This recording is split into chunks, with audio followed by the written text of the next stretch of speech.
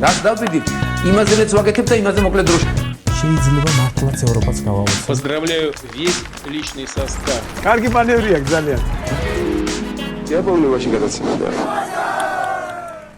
ვაშა გადაცემა ვაშას გეუბნებათ და ისევ გირჩევთ რომ მოიწონოთ და გამოიწეროთ ჩემი პოდკასტი ნებისმიერი აპლიკაციით. YouTube-ზე, Facebook-ზე, Instagram-სა და TikTok-ზე.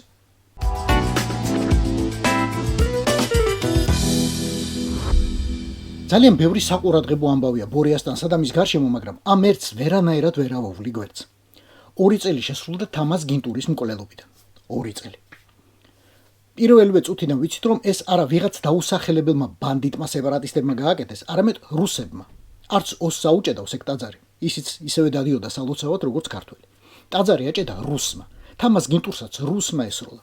ზუსტად ასე ჩაწერა საკუთარ რეზოლუციაში ევროპარლამენტმაც, რასაც მხარი 495 დეპუტატმა დაუჭირა. გამოძიება ქართულმა მხარემ ფორმალურად მაშინვე დაიწყო 2 მუხლით და ახლა მინდა ვიკითხო. ხო ვიცით რომ მაგრები ხართ. თქვენ შიში ჩინეთში ურანის მყიდველს ვერ გაუვლია და საქართველოში კიდე ნიღბიან კაცს. და ამ გამოძიებით რა დაადგინეთ? ვინ ესროლა? გვარების სახელები, წოდებები, თანამდებობები, ცვლის უფროსი, განწესის მეთაური, საგუშაგოს მეთაური. ამათი სახელები გვინდა და წოდებები. და ესენი გვინდა ბორკილებით. იმ ციხეებში, სადაც თქვენ ყრით პატრიოტებს საქართველოსი. ეგ თუ არ გამოგდით, გითხარით რომ ყველა დამნაშავე ლიკვიდირებულია. ერთი მაინც, ის ვინც გამოკრა სასახლეც. როგორც ამას თავმოყარე ქვეყნის სპეცსამსახურები გააკეთებდნენ. არამედ სხვა გითხარით. შურისგების რამე სხვა ფორმა, რომელიც მიეწიათ ქართველების მკვლელებს, დაწყებული 420-ას მკვლელი კარჯიოღლით. გითხარით და ჩვენც ძალიან გაგვიხარდება. მოგიწონებდა იქნებ მე ხმაც მოგცეთ შემდეგ არჩევნებზე, თუ კიდევ ოდესმე დანიშნავთ. იქამდე ლომისავ, შენს ძალას ვენაცვალე და შენი ამჭედისა და საქმის ჩამბარცხავის დეცი.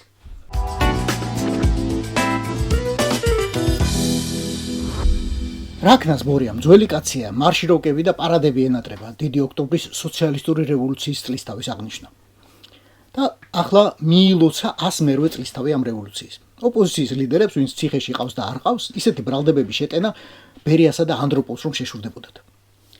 დღევანდელი ისტორიკოსები, როგორც წესი, რეპრესიებზე რომ წერენ ან ლაპარაკობენ, გასული საუკუნის 20-იან, 30-იან, 50-იან, 60-იან წლებს ეყრდნობიან. 10 და 20 წლის შემდეგ მომავლის ისტორიკოსებს წარსულში ასე შორს ჩაყვინ თუ აღარ დასჭირდებათ. პირდაპირ იტყვიან, როგორც 2010-იან და 20-იან წლებში ხდებოდაო, ან როგორც ივანაშვილის რეჟიმი აკეთებდაო. მაგრამ ივანაშვილს არაფერი გამოუგონია. აკეთებს იმას, რაც ისწავლა FSB-ს ინსტრუქტორებისგან. როგორც უთხრეს და დაუწერეს, ისე აკეთებს. სახელმძღვანელო გითხრათ? აი ეს კაცი.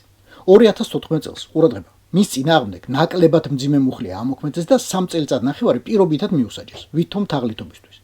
არაფერი პოლიტიკური თაღლითობა. მაგრამ შემდეგ, როდესაც კანდიდატურა მოსკოვის მერის არჩევნებზე წარადგინა, ზუსტად მეორე დღეს დაიჭირეს. პირობითი სასჯელი შეუცვალეს რეალური სასჯელი და ჩასვეს 2 წლითა და 8 თვით.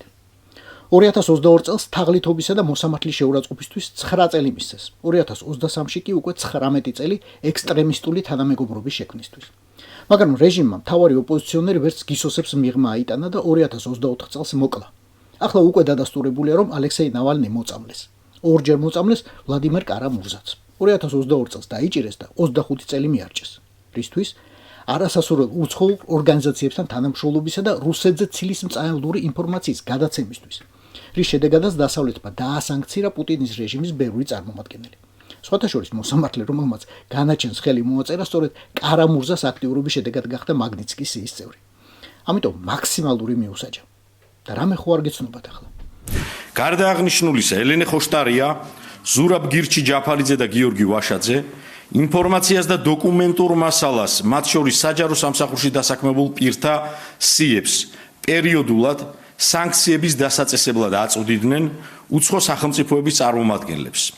შედეგად სხვადასხვა ქვეყნების მხრიდან სანქციები დაუწესდა მთლიანობაში საქართველოს 300-მდე მოქალაქეს, მათ შორის პოლიტიკური თანამდებობის პირებს, საჯარო მოხელეებს და ცალკეულ ბიზნესმენებს. კარამურზა ციხიდან შარშან ამერიკის პრეზიდენტის ზარმა გამოიყვანა მხოლოდ. დარწმუნებული ვიყავი, რომ იქ მოუკვდებოდიო. დღემდე ამბობს ამას. 2025 წელს რუსეთმა მასზე ისევ ძებნა გამოაცხადა, ასე რომ თავს ალბათ მშვიდად ვერ გრძნობს მაინც. რუსეთში ბორიას სახელმძღვანელოს რეალური ისტორიები ასობითაა და ასობითაა ბელარუსშიც. ამიტომ ივანაშვილი იქნება გვარაკიძე, მდინარაძე, გელაძე ერთადერთი შრომა აქვთ. აიყო გამზადებული ტექსტი, რუსულიდან ქართულად თარგმნოდა ნავალნის, კარამურზას, იაშინის, კოსტავას ან ჯავახიშვილის გვარის ნაცვლად ჩაწერონ სააკაშვილი, ხოშტარია, ვაშაძე, მელია, გვარამია, ჯაფარიძე ან ნებისმიერი სხვა. დანარჩენი ისედაც ვიცით, ყველაფერი.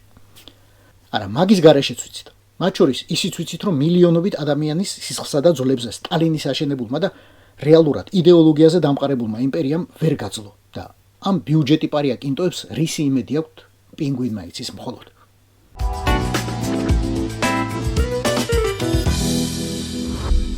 შავი რომ ჩამოწვა, მაგას ხედავ. ოღონდ ვერ ვარჩევ ღრუბელია თუ არა. მგონი მაინც და მაინც ჰაეროვანი და ფაფუკი არ უნდა იყოს. რაღაც უფრო მყარი ჩანს და სასტიკი. აი ეგ შავი ჩამოწვა ქუცის თავს და არა მხოლოდ თავს, პირდაპირ გეტყვით. მას შემდეგ რაც ირაკლი კობახიძემ განაცხადა, ჩინეთთან საერთო ფასეულობები იმიტომ გვაქვს, რომ გაზაბეთ ყურადღება, ერთადერთი მშვიდობიანი სუპერ სახელმწიფოა. China it's the only peaceful superpower now in the world politics. ჩინეთი ერთადერთი მშვიდობის მოყვარე სუპერძალაა დღევანდელ მსოფლიო პოლიტიკაში. ამიტომ გვაქვს მასთან საერთო ფასეულობები. ჩვენ საერთო ფასეულობებს ვიზიარებთ. ამიტომ არის განსაკუთრებით მნიშვნელოვანი ჩვენთვის, რომ ურთიერთობა ჩინეთთან გავაღრმაოთ. Important to diversify our cooperation. სულ რამდენი სუპერსახელმწიფო იცით? კაი, ჩინეთი იყოს ერთი. მეორე იყოს რუსეთი, ბორიასო მარეწყინოს. თუმცა რეალურად არ არის. და სხვა?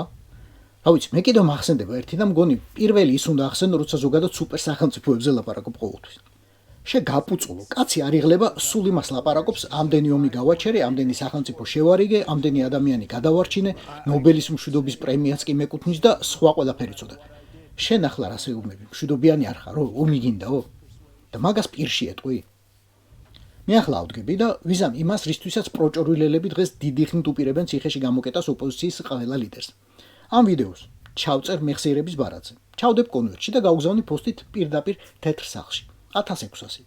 პენსილვანიის გამზირი, ვაშინგტონი, კოლუმბიის ოლქი, შეერთებული შტატები. მის აღმატებულება დონალდ ჯონ ტრამპს. და მერე უყურებ სეირს, რა დარჩება შენი და შენი ხაზეინის ფასეულობებიდან. ველად გაშლილ გაფანტული ბუმბულის გარდა.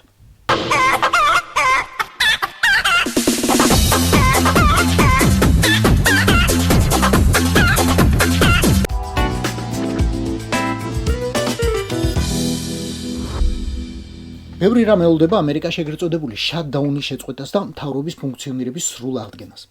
ნამეტანი გავლენიანი ქვეყანაა შეერთებული შტატები და ნამეტანი ბევრი საქმე აქვს დაგროვილი მთელ მსოფლიოში, რომ ამდენხანს ასეთი გარჩევებისთვის ეცალოს. გარედან ყოველ შემთხვევაში ასე ჩანს. ნამდვილად. სანამ დემოკრატები და რესპუბლიკელები ერთმანეთის მოთმინებასა და გავლენას ცდიან, აგერ ყურშა სულ გაყოყოჩდა. ბევრს მოხვდათ ალბათ ყურში სუსის განცხადება, რომ საქართველოში რაღაც ჰიპოთეტურ რევოლუციას თურმე სახელმწიფო დეპარტამენტი ტაილანდის გავლით აფინანსებს. თქვენ ალბათ გაგეცინათ, მაგრამ საელჩოს არც კი გაღიმებია. მათ მაშინვე უპასუხეს სახელმწიფო დეპარტამენტის ფინანსური ჰაბია მან და სრულიად ბუნებრივია, რომ ხელფას ტაილანდის გავლით გვირიცხავენ. რევოლუციისა კი ჩვენ არაფერი გვსმენიაო. მით უმეტეს ჩვენი ფული დაფინანსებულისო. ამის გამო ხოცების ელჩი პირმწყაზარი ტალიაშვილი სახელმწიფო დეპარტამენტშიც კი გამოიძახეს და დასტურ გაჯორეს, მაგრად გაჯორეს. ერთი თვის თავზე კი აღმოჩნდა, რომ ამბავი არ დასრულებულა. ეტყობა, პროჭორვილელებმა გააღრძელეს რაღაც სისულელეების ბოტიალი და ახლა დონე მაიწია. კონგრესამდე და სენატამდე აიწია. ძალიან გავლენიანი კანონმდებლები. აი, ისინი ზუსტად ვისაც გადამწყვეტი სიტყვა ეთქმის შეერთებული შტატების საგარეო პოლიტიკის შემუშავებისას ყოველთვის. სახელმწიფო მდივანს ახლა ღია წერილით მოუწოდებენ დაიცვას დეპარტამენტის, ანუ საელჩოს თანამშრომლები მამუკა მდინარაძისა და სხვა ხოცების თავდასხმებისგან. ძალიან საინტერესო დეტალია. ლეგიტიმაციაზე მზრუნველთათვის. მარკო რუბიოს ეუბნებიან, საქართველოს მთავრობას კი არა, ქართულ ოცნებას აუწია ყური, რომ ვინმე სხვასაც არ მოუნდეს მერე ჩვენი ხალხის დაჩაგვრაო. დასკვნა რა არის? დასკვნას კიდევ ნახავთ. უფროსი ლეიტენანტი მამუკა მდინარაძე ისეთი ნიჭიერი ყავს მის პატრონს, რომ გაუხარდება კიდეს თუ სანქციებს გამოუწერენ. ეგრევე დაურეკავს იმ კაცს და ეტყვის, ნახე რა ერთგულად გემსახურები, ორი თვეც არ დამჭირდა თანამდებობაზე და ეგრევე ავირტყი ამერიკის სანქციებიო. და აქ კიდევ ერთი წინასწარი დასკვნა. უდროოდ დანიშნული და უდროოდ მოხსნილი ოხანაშვილი იქით იყოს და კორუფციაში ბრალდებული გრიგოლ ლილუაშვილი, რომელმაც ამდენი წელი უხელმძღვანელა ამ კანტორას, სანქციებს ბოლომდე გადაურჩა. იმდენად რომ ბორის ივანაშვილი მას ბოლომდე იყენებდა შუამავლა და სავაჭროდ ვაშინგტონთან, სანამ ჯერ კიდევ ჰქონდა რამის იმედი. ახლა გენერალ ლილუაშვილს თბილი ტანსაცმელი აქვს ჩალაგებული საციხოდ. უფროსი ლეიტენანტ მდინარაძეს კი გადაეცეთ, ვისაც ხმა მიგიწვდებათ. წინ და მაინც ამოიცვას შიშველ ფეხზე. ვირუსების სეზონი მოდის. რთული. ეს იყო ვაშე გადაცემა. თენგის გოგოტიშვილთან.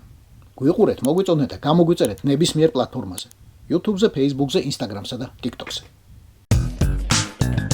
რაც დავდივით, იმაზეც ვაკეთებ და იმაზე მოკლე დროში. შეიძლება მართლაც ევროპას გავავოცო. Поздравляю весь личный состав. Я помню, очень гадაცემოდა.